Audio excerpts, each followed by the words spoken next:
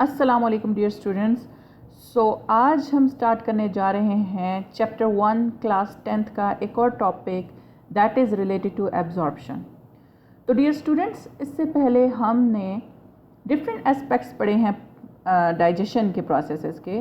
जैसे नंबर 1 पे हमने देखा कि हम किसी भी फूड पार्टिकल को इंजेस्ट कर रहे हैं या इनगल्फ कर रहे हैं inside our body, and after that उस डाइजेशन का प्रोसेस स्टार्ट होता है जिसमें केमिकल डाइजेशन भी है, फिज़िकल डाइजेशन भी है और फिज़िकल डाइजेशन भी है।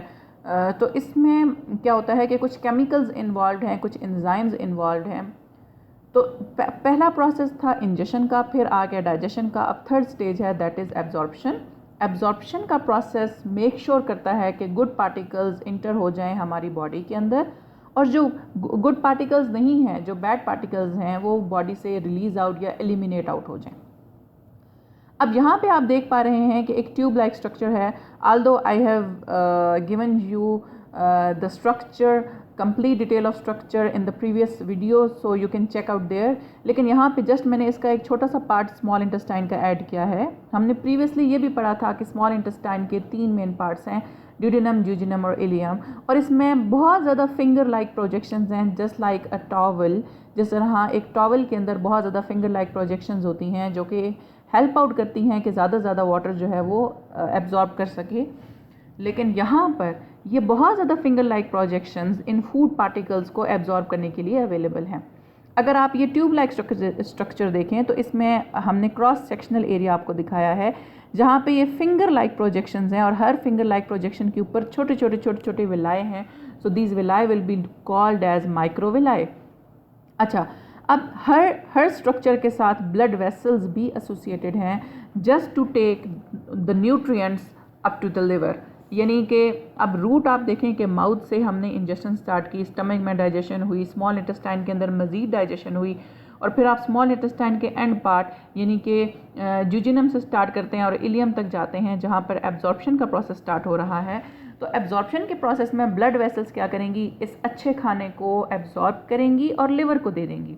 अब लिवर वो पहला ऑर्गन है जो कि बॉडी के अंदर डिटॉक्सिफिकेशन का काम करता है। ऑल्दो अल्लाह ताला ने ऐसा निज़ाम बनाया है कि अगर स्टमक के अंदर कुछ पार्टिकल्स डेंजरस चले जाएं तो हमें वॉमिटिंग स्टार्ट हो जाती है, लेकिन स्टिल अगर कोई पार्टिकल, कोई वायरस, कोई बैक्टीरिया रह जाए तो लिवर क्या करेगा, उसको डिटॉक्सिफाई करेगा, और इस डिटॉक्सिफिकेशन के बाद it will send the nutritious blood to the heart, और हार्ट फिर उसको पूरी बॉडी में डिस्ट्रीब्यूट करेगा। ये जो सारी डिस्ट्रीब्यूशन या सर्कुलेशन है ये हम दूसरे चैप्टर में पढ़ लेंगे, सर्कुलेटरी सिस्टम में। लेकिन अभी समझने का मकसद ये है कि जो गुड पार्टिकल्स हैं that will inter into the body via liver. यहाँ पर देखें, हम क्रॉस सेक्शनल एरिया को स्टडी करें तो आपको न्यूट्रिशियस एब्जॉर्प्शन के लिए बहुत ज़्यादा छोटे छोटे फिंगर लाइक प्रोजेक्शंस नज़र आएंगी जिन्हें हम विलाए बोलते हैं। अगर हम एक विलाए को बड़ा करके देखें तो ये देखें कि माइक्रोस्कोप के अंदर बहुत बड़ी बड़ी फिंगर्स की तरह नज़र आएंगे, और हर फिंगर के अंदर एक लैक्टियल डक्ट मौजूद है। ये हम अगली आने वाली क्लासेस में पढ़ सकते हैं। लेकिन देखें, आपको इसकी सेल वॉल थिक नज़र आ रही है just to enhance the absorption properties, और साथ ही कैपिलरी नज़र आ रही है। तो कैपिलरी बहुत छोटी ब्लड वेसल्स को बोलते हैं। यानी आप देखते हैं कि मेन आर्टरीज़ हैं, वेन्स हैं और कैपिलरीज़ हैं। आर्टरीज, वेन्स बड़े साइज़ के होते हैं, कैपिलरीज 1 सेल थिक इनका साइज़ होता है जो कि ईजिली किसी भी न्यूट्रिशन को डायरेक्टली एब्जॉर्ब कर लेती हैं। ठीक हो गया, और ये यहाँ से पहुँचा देंगी लिवर तक।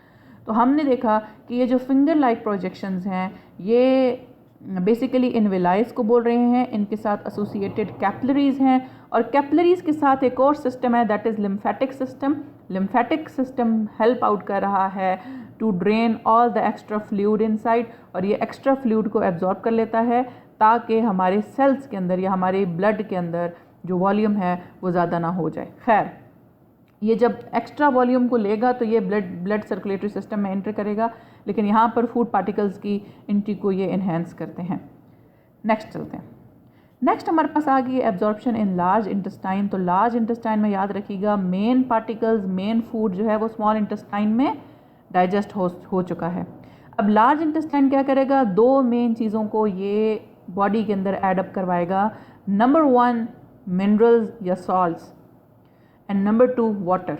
तो जो मिनरल्स रह चुके हैं जो कि बॉडी के लिए ज़रूरी होते हैं लेकिन स्मॉल इंटेस्टाइन में नहीं एब्जॉर्ब हुई है, वो लार्ज इंटेस्टाइन में कम्प्लीटली एब्जॉर्ब हो जाएंगे इनटू द बॉडी, और इसी तरह से वाटर कंटेंट भी यहाँ पर एब्जॉर्ब होगा।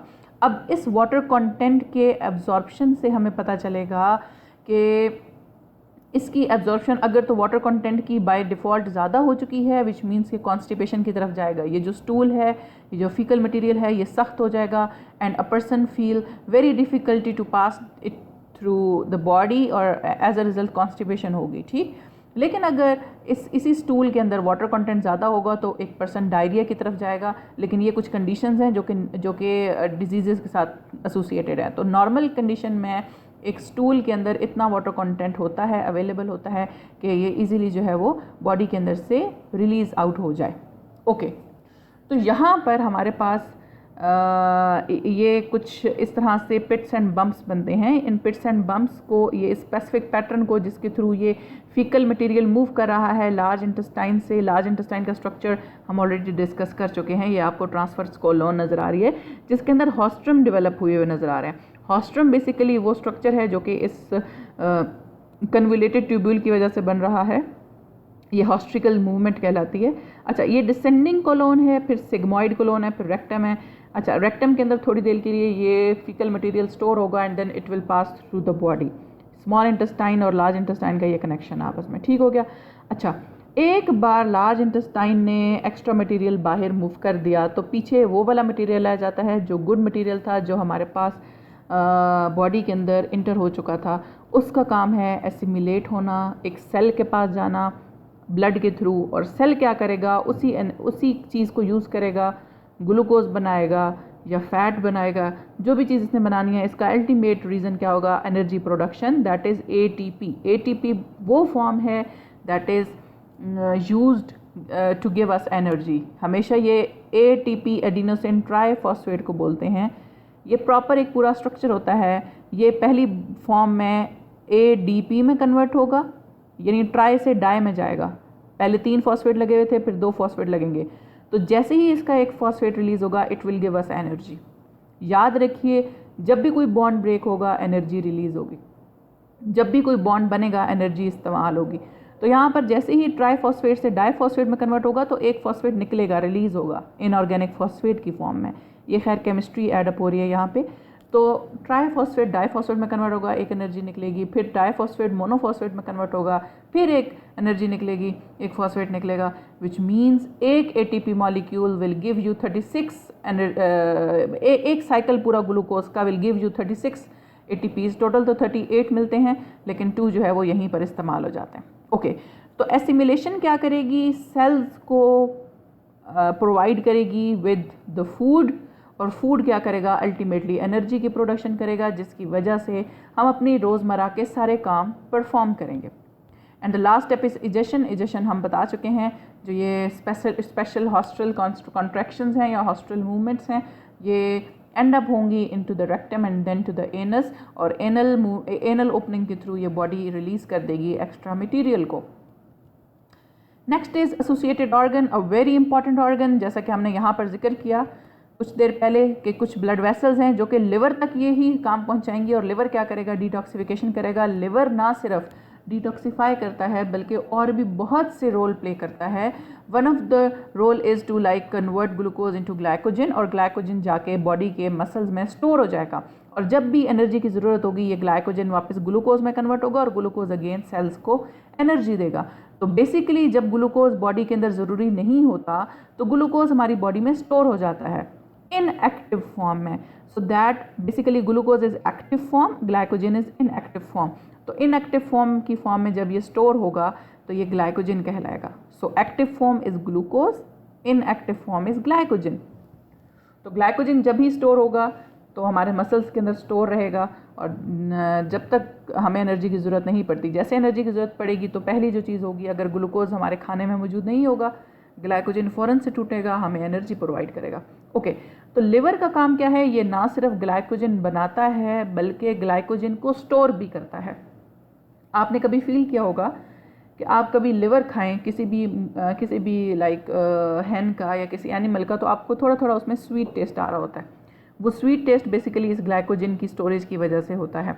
ओके, नेक्स्ट अगर एक्स्ट्रा अमाइनो एसिड यानी एक्स्ट्रा प्रोटीन आ चुकी है तो ये उसको भी क्या करेगा, उसकी डी अमाइनेशन करेगा, यानी it will break down the excess amino acid. आप यहाँ पर इसका फंक्शन देख सकते हैं कि ये एक्स्ट्रा अमाइनो एसिड्स को भी ब्रेक डाउन करेगा, मतलब उनको दोबारा किसी और प्रोटीन फॉर्मुलेशन में हेल्प आउट करेगा। ओके, नेक्स्ट आप देख सकते हैं कि बॉडी को के अंदर प्रोड्यूस करवाएगा यूरिया। यूरिया बेसिकली क्या होगा कि एक्स्ट्रा जो भी मटेरियल होंगे दैट विल प्रोड्यूस यूरिया। अब यूरिया कैसे प्रोड्यूस होगा, वो उसका पूरा एक यूरिया साइकिल है, क्रिएटिनिन और उससे प्रोड्यूस होता है और फिर ये यूरिया हमारी किडनीज बॉडी से रिलीज आउट कर देती हैं। इसी तरह प्लाज्मा की प्रोटीन्स भी ये बनाता है, टॉक्सिक सब्सटेंसेस को ब्लड से रिमूव करता है। इसी तरह ये कुछ वाइटामिन्स को स्टोर करता है, ए डी ई एन के। एंड याद रखिएगा ये वाइटामिन्स फैट सॉल्युबल वाइटामिन्स हैं, ये वाटर के अंदर सॉल्युबल नहीं होती, ठीक है, ए डी ई एन के। एंड इसके साथ साथ आयरन को भी स्टोर करता है, हीमोग्लोबिन और हीम स्ट्रक्चर्स को बनाता है, ब्लड सेल्स को बनाता है। You can see the main structure of liver here, ये बायलोब्ड है, इसकी 2 लोब्स हैं और इसके अंदर बहुत ज़्यादा ब्लड वेसल्स आपको जाती हुई नज़र आ रही हैं। अच्छा, लिवर को हेपैटिक भी कहते हैं, हेपैटिक लफ्ज़ लिवर के लिए इस्तेमाल होता है। तो राइट हेपैटिक डक्ट का मतलब है राइट साइड पे जाने वाली लिवर की डक्ट, लेफ्ट हेपैटिक का मतलब है लेफ्ट साइड पे जाने वाली लिवर की डक्ट। अब लिवर का एक और बहुत इंपॉर्टेंट रोल है जो हम पीछे पढ़ चुके हैं, that is production and secretion of bile. और बाइल कहाँ पे हमने पढ़ा था, स्मॉल इंटेस्टाइन में जाके लिवर की इमल्सिफिकेशन कराएगा। ठीक हो गया। अच्छा, इसके साथ वैसे एक इंटरेस्टिंग पॉइंट मैं आपको बता दूं कि कुछ लोग जिनको पीलिया हो जाता है, उनकी पूरी बॉडी येलो हो जाती है, वो बेसिकली ये बाइल ही बॉडी के अंदर बहुत माइन्यूट क्वांटिटी में रिलीज़ हो जाता है। तो जब ग्रीन कलर बहुत थोड़े क्वांटिटी में पूरे ब्लड में फैलेगा तो क्या होगा, वो येलोइश कलर शो करेगा और डार्क येलोइश कलर, आंखें भी पीली हो जाती हैं, सारी स्किन भी पीली हो जाती है, यूरिन भी पीला रिलीज़ होता है, बहुत येलोइश कलर हो जाता है हर चीज़ का। दैट इज़, हम उसको पीलिया भी बोलते हैं, जॉइंडिस भी बोलते हैं। That is due to the excess quantity of bile into the blood. ठीक हो गया। ओके, नेक्स्ट हम लोग स्ट्रक्चर ऑफ विलाय को एक दफ़ा डिस्कस कर लेते हैं कि हमारे पास ये स्मॉल इंटेस्टाइन है। इस स्मॉल इंटेस्टाइन को अगर हम जस्ट एक छोटा सा इसका कट करें पीस, तो इसको कट करने के बाद हमें यहाँ पर कुछ प्रोजेक्शंस फिंगर लाइक नज़र आएंगी। हर फिंगर लाइक प्रोजेक्शन के ऊपर मज़ीद छोटे छोटे सेल्स हैं। इन सेल्स को अगर हम बड़ा करके देखें तो इनके ऊपर छोटे छोटे विलाय हैं। अब ये एक बड़ा विलाय है जिसको हम विलाय बोलेंगे और ये छोटा विलाय है जिसको हम माइक्रो विलाय बोलेंगे, राइट। हर माइक्रो विलाय के आसपास आपको ब्लड कैपिलरीज का एक जाल नज़र आएगा जो कि बॉडी के अंदर एब्जॉर्प्शन का काम करेंगे और ये एब्जॉर्प्शन करके ब्लड सेल्स को देके लिवर तक पहुंचाएंगे ताकि फूड जो है वो एब्जॉर्ब हो सके। तो बेसिकली विलाय का काम फूड की एब्जॉर्प्शन है। इसके साथ मैंने आपको बताया लिम्फेटिक डक्ट शो हो रही है। लिम्फेटिक डक्ट क्या करेगी, एक्स्ट्रा फ्लूइड को ब्लड के अंदर फेंकेगी और वो एक्स्ट्रा फ्लूइड जो है वो बेसिकली वॉल्यूम मेकअप करेगा पूरे ब्लड का। ठीक हो गया। इसके साथ साथ आपको कुछ इधर क्रिप्ट्स नज़र आ रहे हैं, कुछ ये सेल्स हैं जो कि नॉन फंक्शनल हैं, जिनकी ऊपर विलाई नहीं होती, इनको हम क्रिप्ट्स या इंटेस्टाइनल क्रिप्ट्स बोलते हैं। ये थोड़ा सा आपको समझ लें कि ये गैप प्रोवाइड करते हैं। ठीक, इसके साथ साथ ये जो आपको नीचे मसल्स नज़र आ रहे हैं, ये इंटेस्टाइन के मसल्स हैं, इनसे कंफ्यूज ना होइएगा। ये आपको डिफरेंट लेयर्स नज़र आ रही है ना, यहाँ पर ऊपर डिफरेंट लेयर्स नज़र आ रही हैं। ये लेयर्स बेसिकली क्या हैं, ये इंटेस्टाइनल लेयर्स हैं। ओके, तो यहाँ पर हम इनको देख लेते हैं। स्टेम सेल्स हैं। स्टेम सेल्स हर उस सेल को बोलेंगे जो बाद में रिन्यू होकर कोई स्पेशलाइज स्ट्रक्चर बनाएगा। फिर आप ये देख लें गॉबलेट सेल्स हैं। गॉबलेट सेल्स यहाँ पे म्यूकस रिलीज़ करेंगे जस्ट टू लुब्रिकेट। आपने देखा होगा साइकिल जब जैम हो जाती है हम उसके अंदर लुब्रिकेंट डालते हैं, कोई ग्रीस डालते हैं ताकि वो चले। बिल्कुल इसी तरह से नेचर ने भी कुछ म्यूकस रिलीजिंग सेल्स बनाए हैं जिनको हम गॉबलेट सेल्स बोलते हैं। ये म्यूकस रिलीज़ करते रहेंगे ताकि जो मूवमेंट है वो आसानी से हो सके। ठीक हो गया। अच्छा, याद रखिएगा जो हमारे पास ब्लड वेसल्स हैं वो 3 मेन टाइप्स हैं, लेकिन अगर हम मज़ीद टाइप्स करें तो 5 भी टाइप्स बन सकती हैं।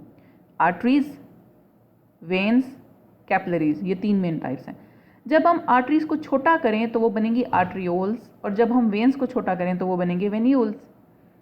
तो आर्ट्रियोल्स और वेन्यूल्स आर्टरीज और वेन्स की छोटी फॉर्म को कह रहे हैं। ठीक है, और इनका काम भी एब्जॉर्प्शन करना है। तो प्राइमरी फंक्शन क्या है, absorption of nutrients, secretion of mucus for protection. यही 2 काम हैं स्मॉल इंटेस्टाइन के विलाय के, राइट। नेक्स्ट डियर स्टूडेंट्स, हम आते हैं डिजीज़ के ऊपर। तो डिजीज़ में हमारे पास सबसे पहले आ जाता है डायरिया। डायरिया मैंने आप थोड़ी देर पहले डिस्कस किया कि अगर फीकल मटेरियल के अंदर वाटर कंटेंट लार्ज इंटेस्टाइन के अंदर ज़्यादा हो जाए बॉडी के अंदर एब्जॉर्प्शन कम होगी वाटर की, स्टूल के अंदर ज़्यादा रह जाएगा। तो क्या होगा कि बार बार इंसान को तलब महसूस होगी कि वो जो है वो वॉशरूम जाए और डायरिया जो है वो अपना पास आउट करे, सॉरी स्टूल जो है वो अपना पास आउट करे।